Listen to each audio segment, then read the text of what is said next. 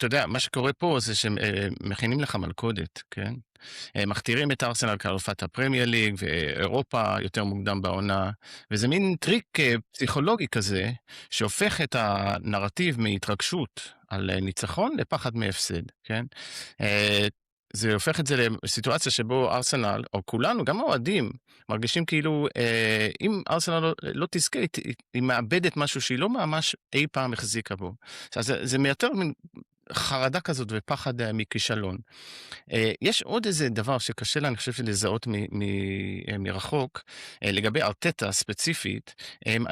אתה יודע, התקשורת כאן לא אוהבת את ארטטה. הוא קצת מרוחק, קצת קודר כזה, גם פה לא.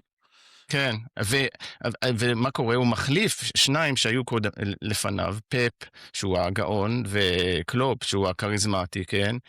והם היו נושאי הדגל של הסגנון הזה, שאחד נגד השני בפסגה של הכדורגל ההתקפי, ועכשיו ארסנל נושא דגל של כדורגל מסוג אחר.